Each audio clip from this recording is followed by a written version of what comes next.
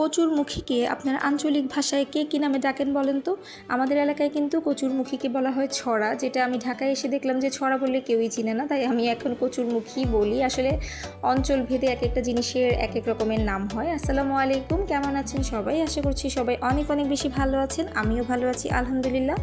আজকে দুপুরে খাওয়ার জন্য রান্না করেছিলাম কচুরমুখী দিয়ে রুই মাছের ঝোল। কচুরমুখী আমার খুবই পছন্দের একটা সবজি, এটা যেভাবেই রান্না করা হয় আমার কাছে খুবই ভালো লাগে। আমরা কিন্তু এটা মাছ দিয়ে ঝোল করি, অনেক সময় শুটকি দিয়েও রান্না করি, আবার অনেক সময় কিন্তু কচুরমুখীর ভর্তাও করি। কচুরমুখীর ভর্তাটা আমার কাছে খুবই ভালো লাগে। তো আজকে ভাবলাম যে না, আজকে মাছ দিয়ে ঝোল করি, এটাও অনেক বেশি মজা। এক একজন আসলে এক একজনের ইচ্ছা মতো রান্না করে, সে যাই হোক। কচুরমুখী কিন্তু মজাদার হওয়ার পাশাপাশিও অনেক বেশি পুষ্টিগুণে ভরপুর। যেমন কচুরমুখীতে আছে প্রচুর পরিমাণে কার্বোহাইড্রেট, যা খেলে আমাদের শরীরে ইনস্ট্যান্ট অনেক বেশি শক্তি বৃদ্ধি করে। সেই সাথে কচুরমুখীতে আছে ফাইবার।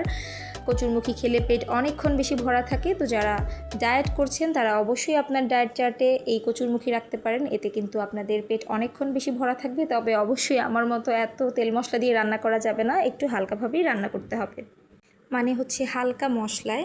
আর কচুরলতিতে কিন্তু প্রচুর পরিমাণে ভিটামিন সি এবং অ্যান্টিঅক্সিডেন্ট আছে, যার জন্য কিন্তু আমাদের ত্বক ও চুলের স্বাস্থ্য ভালো থাকে। কচুরমুখী কিন্তু আপনার ডায়াবেটিস নিয়ন্ত্রণেও অনেক বেশি সহায়তা করে।